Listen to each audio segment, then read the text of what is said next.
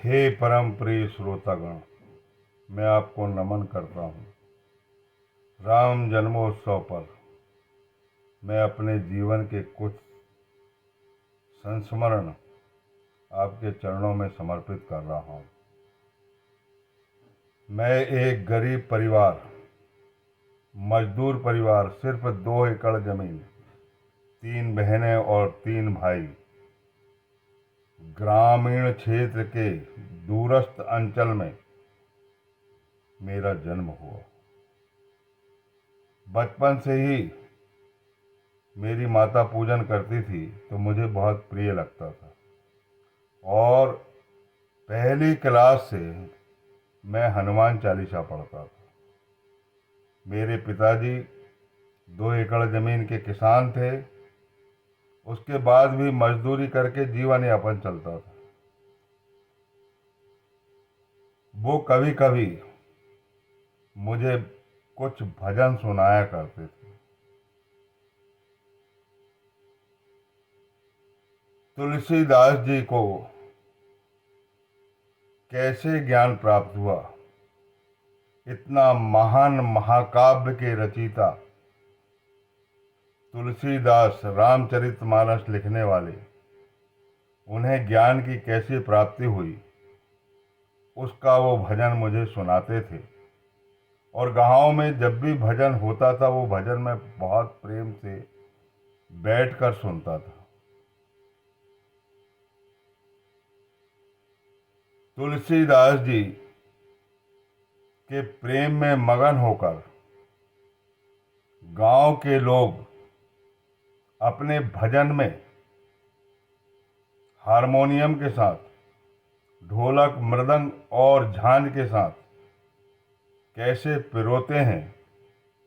अभी तो मैं गाऊंगा लेकिन मेरे पास कोई साज नहीं है, कोई आवाज़ नहीं है, माता सरस्वती की कृपा मुझ पर है नहीं है, लेकिन फिर भी जन्म से भक्ति का बीजारोपण मेरे माता पिता ने मेरे हृदय में किया था। इस भजन को मैं इस स्वर्णिम अवसर पर, राम जन्मोत्सव पर जरूर गाऊंगा। मेरी आवाज़ पर मत जाना। मेरे अंदर गांव के होते हुए भी कैसे धर्म का बीजारोपण हुआ है, कैसे भगवान तुलसीदास को ज्ञान प्राप्त हुआ और कैसे गांव के लोग उसे भजन में पिरोते थे। बहुत पढ़े लिखे विद्वान नहीं थे, पहले जमीन भी थी,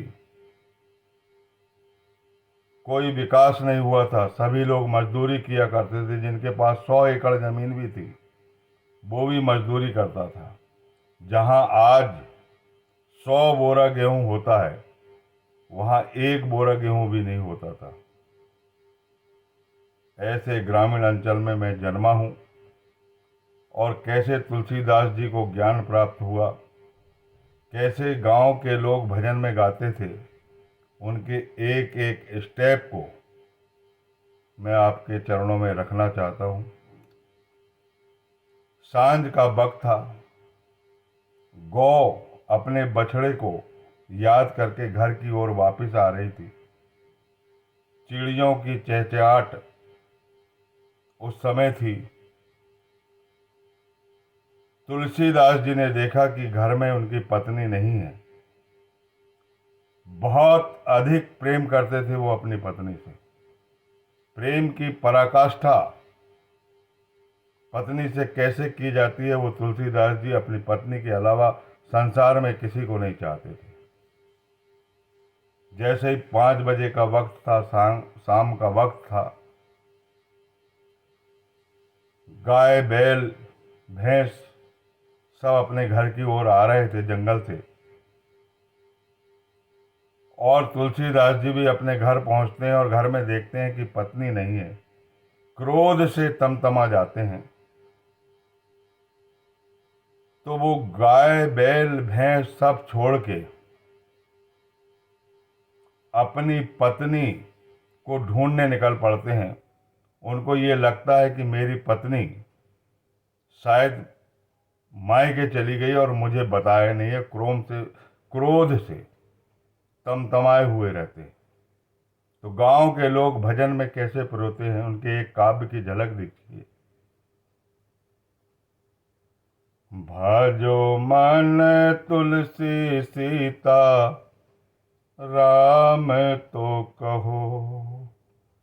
भजो मन तुलसी सीता, राम तो कहो।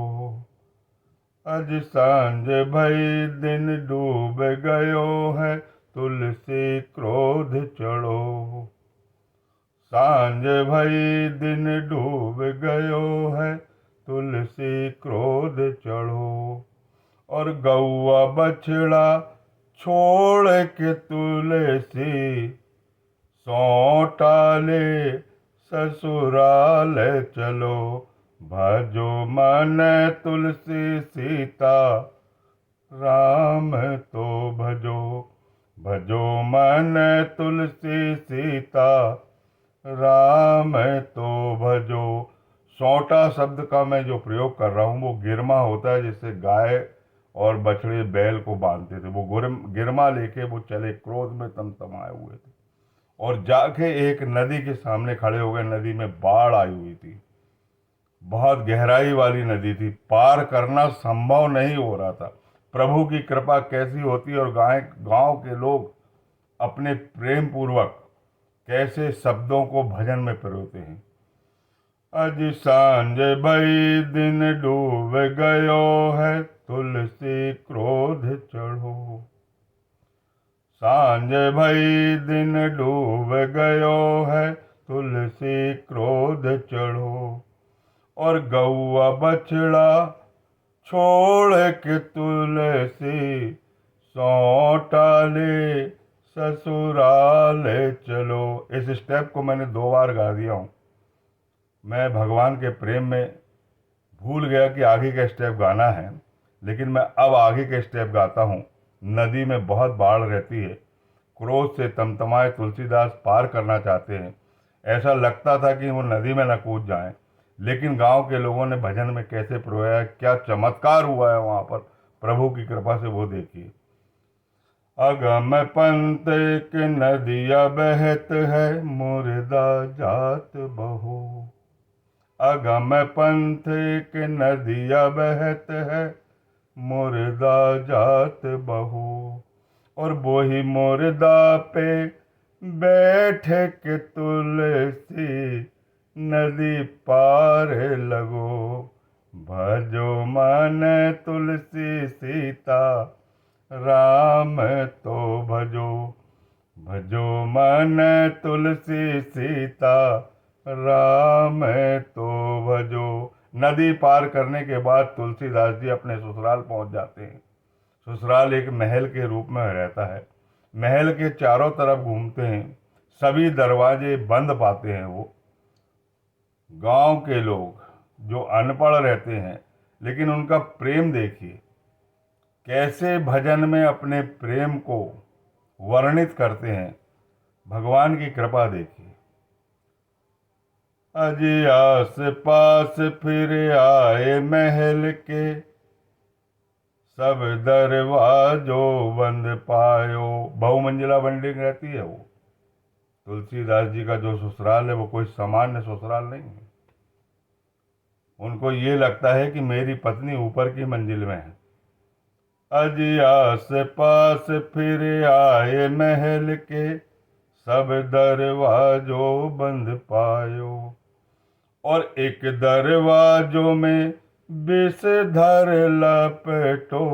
बिस्तर, विषधर माने सर्फ लटका हुआ था एक दरवाजे पे, दरवाजा बंद था।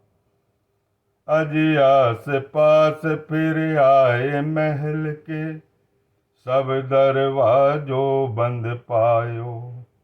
एक दरवाजों में विषधर लपेटो, ओही पकड़ के तुलसी महल चढ़ो। धन्य है प्रभु की कृपा, धन्य है उनकी करुणा, और धन्य है उनकी महाममता। कैसे तुलसीदास जी पे कृपा होने वाली है, और कैसे विषधर पे को पकड़ के वो ऊपर चढ़ते हैं। और अपनी पत्नी को सामने देखते हैं और पत्नी क्या कहती है करुण स्वर में, सुनिए जरा। और गांव के लोग इसको कैसे पिरोते हैं, ये देखने लायक है। अज ऐसी प्रीति हमसे कीनी, प्रभु राम से क्यों ना कीनी। अज ऐसी प्रीति हमसे कीनी, प्रभु राम से क्यों ना कीनी।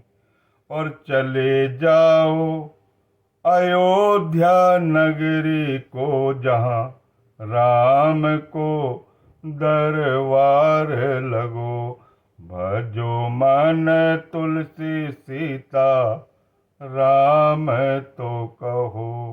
भजो मन तुलसी सीता, राम तो कहो। तुलसीदास जी का जो क्रोध है वो बिल्कुल शांत हो जाता है, उनका अंतःकरण द्रवित हो जाता है, उन्हें पश्चाताप होने लगता है कि जो प्रेम मैं अपनी पत्नी से कर रहा हूँ वो प्रेम प्रभु राम से क्यों नहीं कर रहा हूँ। तब तुलसीदास जी अपने करुण स्वर में कहते हैं, तू तिरिया एक चतुर नार है, ऐसो ज्ञान दियो। तू तिरिया एक चतुर नार है, ऐसो ज्ञान दियो। और चले जाते हम अयोध्या नगरी को, अयोध्या नगरी माने बैकुंठपुरी। और चले जाते हम बैकुंठपुरी को, जहाँ राम को दरबार लगो। भजो मन तुलसी सीता, राम तो कहो। भजो मन तुलसी सीता, राम तो कहो। अपनी पत्नी को गुरु मानते हुए वो प्रभु राम से मिल जाते हैं और उनकी चरणों की आराधना और उनकी लीला को लिखने के लिए उन्हें ज्ञान प्राप्त हो जाता है। और उस ज्ञान के आधार पर वो रामचरितमानस लिखते हैं। और रामचरितमानस जो है इस भूभार को हल्का करने के लिए, लोगों का कल्याण करने के लिए यह चरित्र लिखा गया है। जो रामचरित्र की चौपाई पढ़ता है, प्रभु राम उस पर आशीर्वाद प्रदान करते हैं। बोलिए सच्चिदानंद सद्गुरु साईनाथ महाराज की जय।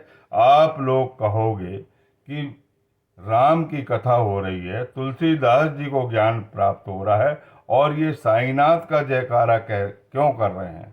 साईनाथ प्रभु जो है वो हमेशा अपने भक्तों से कहा करते थे कि कान में कोई मंत्र फूकने से गुरु नहीं बनता। राम नाम अमूल्य है, जिसकी कोई कीमत नहीं है। उस राम नाम को हमेशा लिया करो, तुम्हारा कल्याण होगा।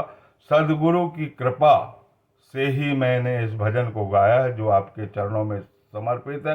राम जन्मोत्सव पर बहुत बहुत बधाई।